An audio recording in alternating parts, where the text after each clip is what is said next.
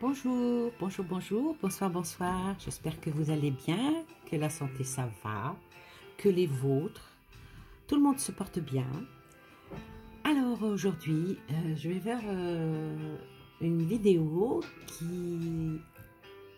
qui va aller glissante, voguante. Eh ben, ça va aller au fil de l'eau, voilà. Et je vais vous parler de l'eau. Et une question qui revient souvent, ou même moi j'y pense, ou peut-être que même vous y avez pensé, mais sans jamais trop oser la poser, cette question. Faut-il avoir peur de l'eau? De l'eau du robinet, avoir peur de l'eau. Oui, on va dire que les Français, c'est vrai que les Français, ils boudent l'eau du robinet, hein. Et ils sont plus de la moitié à boire exclusivement de l'eau en bouteille. Pourtant, il paraîtrait que les contrôles sont nombreux sur toute la chaîne de production de cette boisson essentielle qui est à la vie, n'est-ce pas? Mais on va dire que par rapport aux nitrates, à la pollution, oui, peut-être que mettre fin à quelques idées reçues pour parler du contenu de votre verre, qui deviennent clairs et limpides, n'est-ce pas? Alors, on va dire, pourquoi les Français se méfient autant de l'eau du robinet? On va dire que c'est un rapport... c'était en 2003, oui, il y a eu un rapport qui a été remis au Sénat, qui tirait la sonnette d'alarme sur la qualité de l'eau en France. Alors, mais gare aux conclusions hâtives, parce que quelques précisions avant de fermer le robinet, il faut quand même qu'on pense à une chose. On va dire d'abord que on sait que l'eau du robinet est extrêmement contrôlée. Je ne sais plus si c'est dans les 45 ou 50 prélèvements et d'analyse sont obligatoires. Ils sont obligatoires en France par rapport à la température, le pH minéral, la présence de virus, de bactéries, de polluants.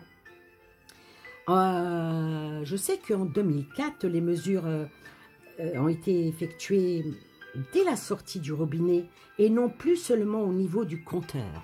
Ouais, parce qu'il y a ça aussi. Parmi les reproches les plus courants faits à l'eau du robinet, il convient d'apporter quelques éclaircissements, on va dire. On va dire que certains disent l'eau est trop calcaire. J'ai mes chats qui sont en train de faire la course, mais je ne vous explique pas. Pour eux, c'est un terrain de jeu. Enfin, revenons à notre flotte, si vous voulez bien. Alors, je disais que pour certains, ils disent que l'eau est trop calcaire, mais on va dire que la qualité du calcium et du magnésium présent dans l'eau est appelée à la dureté, c'est sûr, à la mesure en degrés. Chacun correspond à, je ne sais plus à combien de grammes, 10, je ne vais pas dire 10 kilos, ça serait énorme, plutôt 10 mg de carbone, de calcium. On va dire que la dureté de l'eau est plutôt moyenne en France. Elle est par exemple située entre 15 et 30 degrés, ne serait-ce que pour l'Île-de-France. C'est vrai que quand on boit de l'eau à l'Île-de-France et quand on la boit en Auvergne et qu'on la boit en Alsace ou qu'on la boit entre par exemple Strasbourg et les Vosges, l'eau n'est pas du tout pareille. Ça, vous pouvez en être certain. Mais on va dire, il ne s'agit pas que d'un élément gustatif. Le calcium, qui se présente aucun danger pour la santé, bien au contraire. D'ailleurs, il n'existe pas de limite maximale. Il n'existe pas, bien au contraire. On va dire une eau trop douce, moins de 15%, favorise la dissolution du plomb des canalisations des eaux. Savez-vous que les eaux emmènent aussi les bonnes et mauvaises ondes? Eh oui, l'eau. C'est vrai que l'eau, c'est sans oublier que, on va dire que le calcaire, il est essentiel. C'est plutôt essentiellement du calcium. Hein. Bon, on va dire que c'est bon pour les os. Les os, les os pour les os. Les os, E-A-U pour les os, O-S. Boire 1 litre d'eau permettrait ainsi de couvrir 15 à 20% du besoin en calcium. Boire de l'eau, c'est très important. Alors, c'est vrai que l'eau du robinet peut-être est parfois souvent un peu trop chlorée. Effectivement, elle est forcément chlorée pour éviter que des bactéries ne se développent lors des stockages ou dans les canalisations. Je ne sais plus, j'avais lu une fois, je ne sais plus combien de kilomètres de tuyaux il y avait en France. Ah, ça serait bien aller chercher ça. J'aurais peut-être dû aller faire une petite recherche pour vous en parler. Je ne sais plus à combien de kilomètres. Hein. Mais normalement, les teneurs sont faibles. Hein. Elles sont faibles, on va dire, de 0,1 à 0,3 mg par litre de chlore. Hein. Et les quantités ont malheureusement été augmentées depuis 2001. Dans le cadre du plan Vigipirate, la sécurité à tout prix, reste qu'il est possible de faire disparaître le goût du chlore en laissant s'aérer l'eau dans un bloc, par exemple, si possible au frais. Il y a aussi, on dit qu'il y a trop de nitrate dans l'eau du robinet. Alors, on va dire que la teneur en nitrate de l'eau est un paramètre très surveillé. Le seuil maximal autorisé est de 50 mg par litre. Cette valeur est adaptée pour les bébés. En revanche, pour les nourrissons de moins de 6 mois, le seuil doit être de 15 mg maximum et parfois évoqué par les pédiatres. Je le sais, j'ai eu des enfants, ma fille a des enfants, donc je reste toujours, c'est bien quand on est mamie, on reste toujours un petit peu dans le move, on reste toujours jeune, n'est-ce pas? Alors, je vais dire qu'en fonction des régions, la consommation d'eau en bouteille doit parfois être envisagée. Mais dans tous les cas, l'eau du robinet ne serait pas à blâmer. Voyez, l'eau du robinet, par contre, peut contenir des pesticides. La teneur en pesticides, elle est aussi très encadrée. Hein. Les normes autorisées sont au maximum de 0,1 microgramme par litre de traces d'un produit donné. Et de 0,5 mg par litre pour la teneur totale en pesticides. C'est très précis. Hein. On va dire que la fée du robinet. Alors, eau du robinet ou en bouteille? Ah, ça c'est la bonne question. Les Français semblent adoptés pour la seconde solution, les bouteilles, puisque selon le baromètre sans nutrition, ils sont plus de la moitié à boire exclusivement de l'eau embouteillée. Pour faire évoluer les mentalités, on va dire que le syndicat des eaux, on va rester encore en Île-de-France, avait lancé une campagne visant à redonner l'image de l'eau. Il souligne aussi la différence de prix. L'eau du robinet est en effet 100 fois moins chère que l'eau d'embouteille. Boire exclusivement cette dernière est un luxe pour de nombreuses personnes. On va dire que le syndicat souligne également les bienfaits pour l'environnement. Non seulement, bien sûr, l'eau des robinets n'engage pas de déchets plastiques, elle permet d'éviter la circulation des milliers de camions nécessaires pour acheminer les packs et les packs de 6 jusqu'au supermarché. C'est quand même quelque chose. Et en pratique, pour éviter d'éventuels désagréments avec l'eau du robinet, quelques habitudes s'imposent. On va dire par exemple, éviter de boire de l'eau qui a séjourné trop longtemps dans les tuyaux.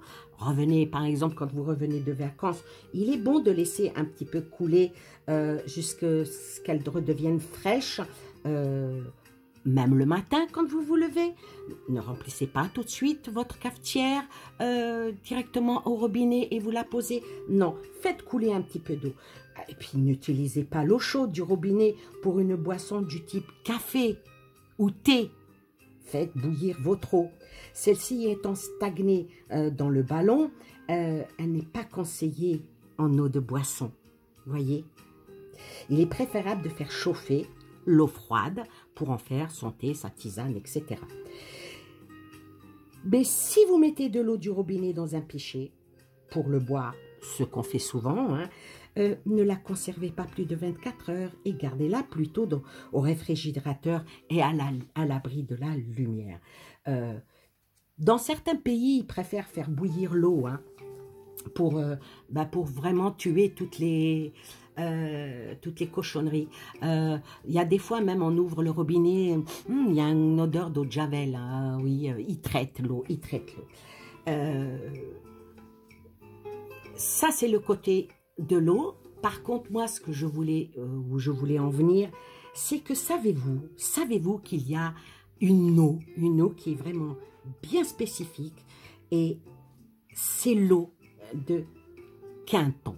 L'eau de Quinton, on va dire, c'est le sérum marin à tout faire. Et oui,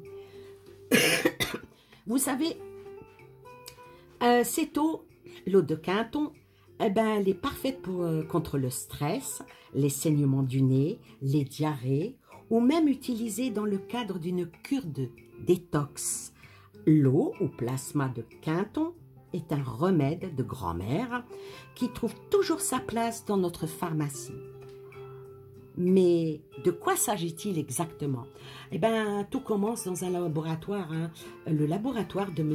René Quinton, un biologiste français né en 1866, mort en 1925. Ce dernier remarque que notre milieu organique, les liquides dans lequel baignent toutes nos cellules, est en osmose avec le milieu marin. Autrement dit, notre plasma sanguin a la même composition que l'eau de mer en termes de minéraux et oligo-éléments. Si ce n'est qu'il en est moins concentré en iode. Ah ben, sinon, on serait des petits poissons, n'est-ce pas? C'est ce qu'il appelle la loi de la constance marine. Selon le scientifique, l'eau de mer est un sérum qui n'attaque aucun microbe particulier, mais qui donne à la cellule organique la force pour lutter contre tous les microbes. Pour prouver son intuition, René Quinton mène sa première expérience réussie sur un chien en remplaçant une partie de son sang par de l'eau de mer diluée. C'est pas sympa pour le chien, mais bon. Mais apparemment, après plusieurs expériences sur des animaux, le biologiste ouvre à Paris son premier dispensaire où il soigne des bébés atteints de choléra et de gastro-entérite grâce au plasma marin.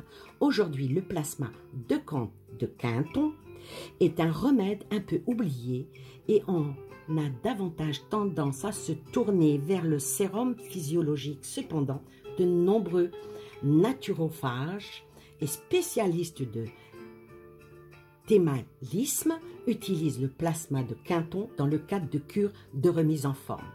C'est extraordinaire. Il faudrait quand même revenir à tout ce qui est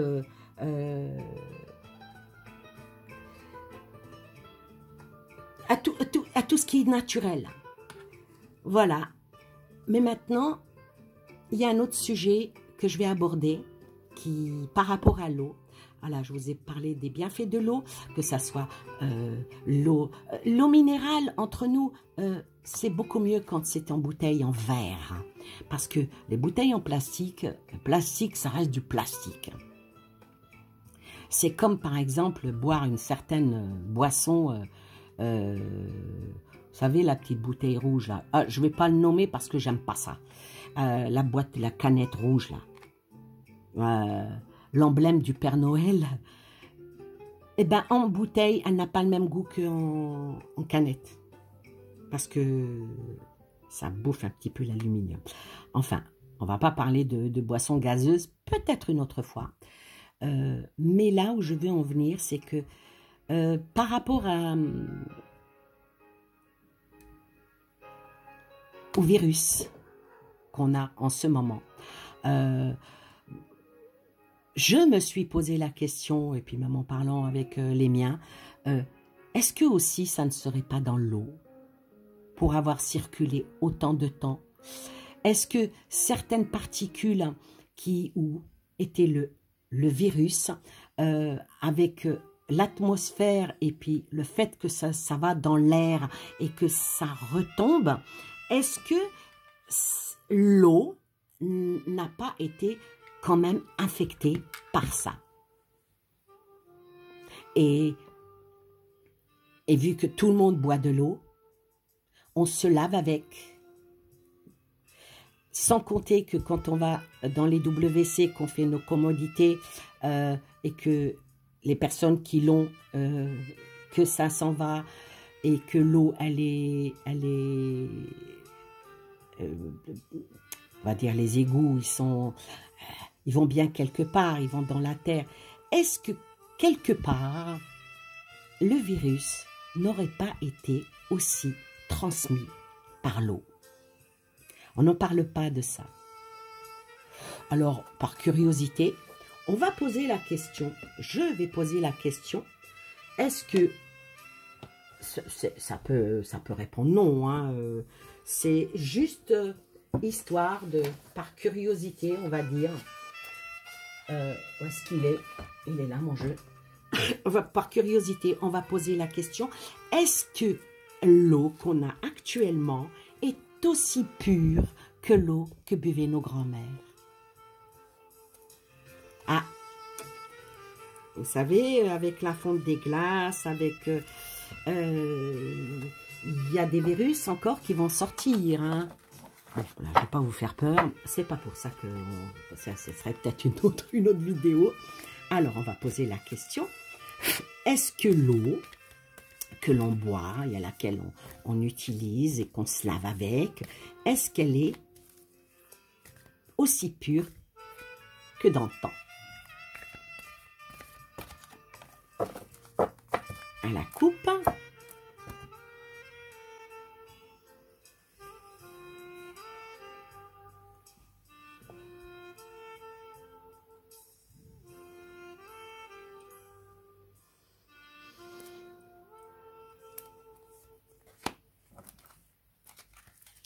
C'est mitigé. C'est ni oui ni non pour le moment. Hein? Alors, est-ce que l'eau est toujours aussi pure que dans le temps?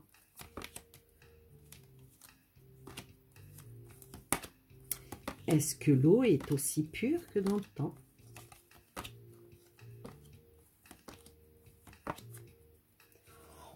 On va dire que oui. On va dire qu'elle est encore... Ah ben oui, la preuve, on la boit. Hein. Vous voyez? Heureusement d'ailleurs, parce que là, plus personne ne boirait l'eau du robinet après cette vidéo. Hein. Bon, elle n'est pas vue par des milliards de personnes, mais juste par quelques centaines. Donc, quelques centaines, un petit peu plus. Donc, il ne faudrait peut-être pas qu'elle soit mauvaise. Mais il faut quand même protéger. Hein. Il faut quand même faire attention. L'eau est potable. On va dire que l'eau que l'on boit du robinet, elle est potable, mais il faut quand même être vigilant et être demandé. Cette carte-là appelle à la vigilance. Hein. Anne, grand-mère de Jésus, Anna, grand-mère de Jésus, elle appelle à la vigilance. Hein. Donc, ça demande vraiment à faire attention à l'eau que l'on boit. Donc, voilà, c'est un peut-être, c'est un oui.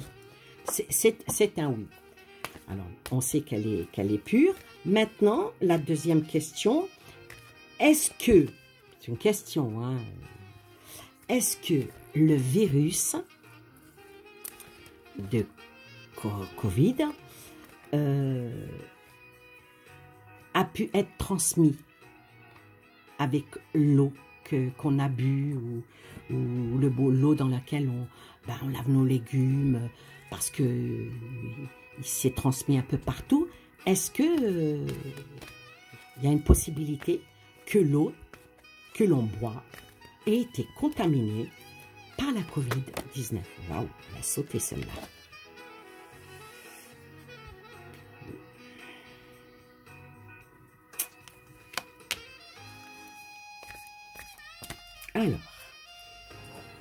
est-ce que l'eau a pu être contaminée?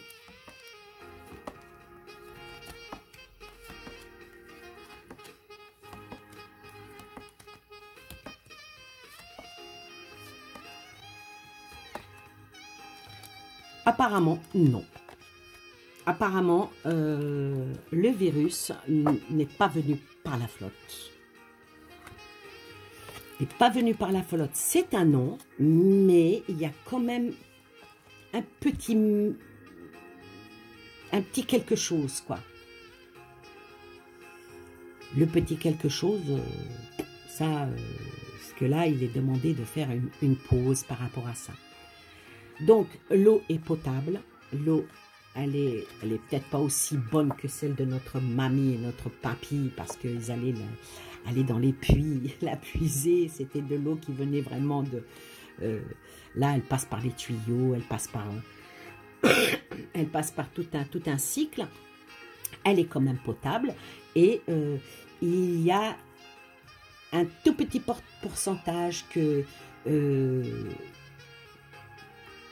certains virus, peut-être pas, ou en tout cas la réponse est non. La réponse, l'eau n'est pas porteuse de virus Covid.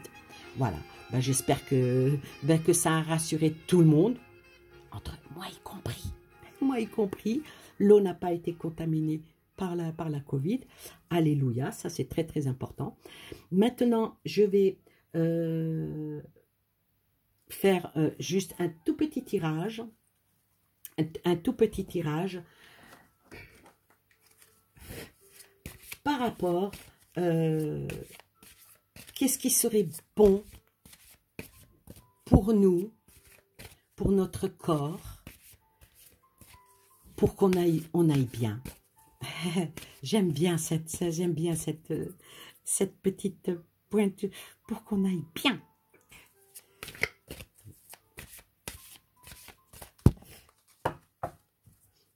Alors, à la coupe. Alors, déjà, pour qu'on aille bien, pour retrouver un petit peu la pêche, comme on dit, hein, la communication est très importante. Il faut communiquer entre nous. Il faut rester en contact. Il faut pas lâcher prise. La communication, par le dialogue, jaillit la lumière. Alors, je vais faire 2 petits tas. On va faire 2 petits tas.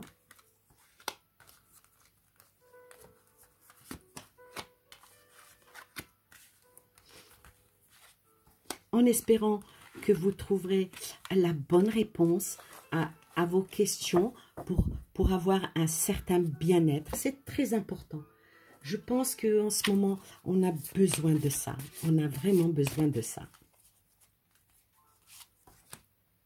C'est vraiment pour améliorer l'ordinaire. Qu'est-ce que je dois faire pour améliorer mon ordinaire? Quand tu regarderas cette vidéo, tu diras, tiens, aujourd'hui, Annie a fait un tirage. Qu'est-ce qu'il pourrait faire pour améliorer mon ordinaire, pour que je retrouve mon bien-être? Alors, je vais prendre ce joli cristal, pour le mettre sur le tas 1, et cette jolie pierre, je ne sais plus comment que ça s'appelle, je m'en souviendrai jamais, hein. De la pierre de lune que je mets sur ce tas-là. Alors, je commence par le cristal. Alors, toi, qu'est-ce qui te ferait du bien? Qu'est-ce qui pourrait faire pour que tu sois bien au moment où tu vas voir cette vidéo? Et puis, pour les quelques jours, allez, je vais donner une semaine.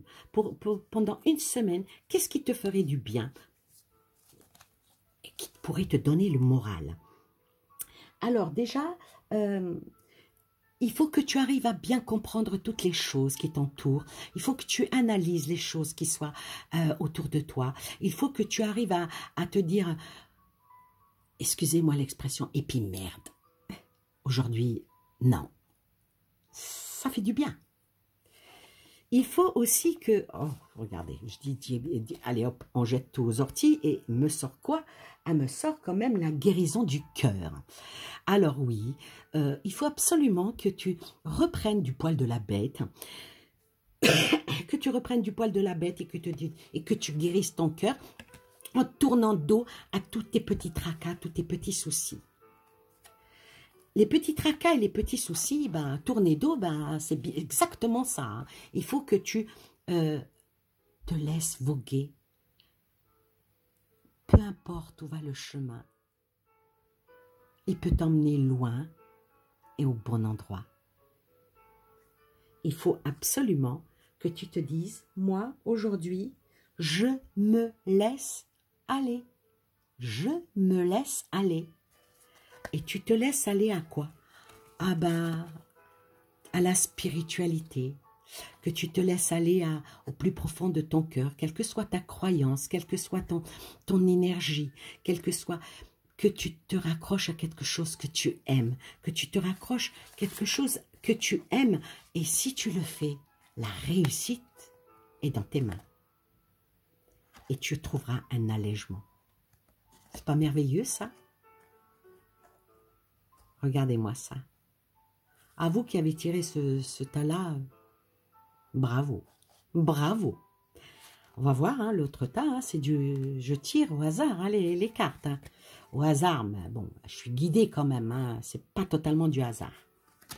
Alors, toi qui as pris ce tas-là, alors toi, qu'est-ce qui serait bien pour toi? Qu'est-ce qui serait bien pour toi pour que tu te dises, cette semaine, eh bien, cette semaine, tu as besoin du repos. Tu as besoin de repos, du repos de ton esprit, du repos de ton cœur, du repos de ton âme. Tu as besoin d'aller quelque part pour te ressourcer. Tu as besoin d'aller quelque part pour te ressourcer. Et tu as besoin, oh là là, que c'est beau, que c'est magnifique, la plus belle carte de ce jeu. Tu as besoin, mais regarde-moi, de te reconnecter. Te reconnecter pour retrouver la clarté, la petite lumière qu'il y a dans ton cœur pour qu'elle revienne à toi et que tu te sentes bien. Et regardez-moi ce qui suit. Le soulagement. Si tu arrives à faire ça, tu arrives à trouver le repos, te reconnecter à quelque chose. Il n'y a que toi qui regarde ça, qui sait à quoi tu dois te reconnecter. Et là, tu retrouveras vraiment, vraiment la sérénité et le soulagement. Le soulagement de quoi? De certaines choses qui obscurent ta vision. Comme ça, tu verras les choses d'un autre œil. Tu verras les choses d'un autre œil. Et quand je parle de voir les choses d'un autre œil, regardez-moi ça, qu'est-ce qui sort? Il sort l'éclaireur. Et derrière, regardez ce qui sort, la sentinelle. Donc, tout est dans ta vision. Toi, tout est dans ta vision, ta manière de voir les choses. Donc, si tu arrives à ouvrir la petite flamme, la petite sentinelle, ou éteindre la lumière, ou bien allumer une certaine lumière, tu trouveras la bonne guidance avec une belle perspective pour retrouver et avoir un soulagement avec une connexion de ton être ou même une personne, je ne sais pas, peut-être que tu as rompu les liens avec une personne, reprends contact. Si tu aimes encore cette personne, reprends contact et tu seras libéré et soulagé. Voilà. Voilà pour cette petite vidéo. Je vais être extrêmement honnête avec vous. Pour des raisons personnelles, familiales, de santé et blablabla et blablabla, ma vie, vous en foutez, ça vous regarde pas en plus. Je me suis permise d'enregistrer 2 vidéos. Une, je sais même plus comment je l'ai appelée. enfin, vous le verrez bien, qui va venir dans 15 jours, parce que mes vidéos, même quand je les fais parfois le soir quand j'ai des insomnies, mais je les mets une fois par semaine. Bon, tout dépend de mon humeur. J'ai enregistré 2 vidéos que vous les verrez à une semaine d'intervalle. Et j'espère, il y aura certainement une interruption, parce que comme je vous ai dit, pour des raisons qui sont propres, je ne vais pas être en disposition pour faire les cartes. Hein. Quand on a des problèmes, on commence déjà par résoudre les siens avant de vouloir résoudre ceux des autres, n'est-ce pas? Voilà. Donc, il se peut que pendant quelques semaines, deux ou trois petites semaines, je ne sois pas présente, mais ce n'est pas pour ça que je ne penserai pas à vous, que je ne vous enverrai pas des bonnes ondes, plein de belles choses, et je vous souhaite le meilleur, le bonheur, pour toujours, et je vous dis au revoir et à bientôt. Bye bye.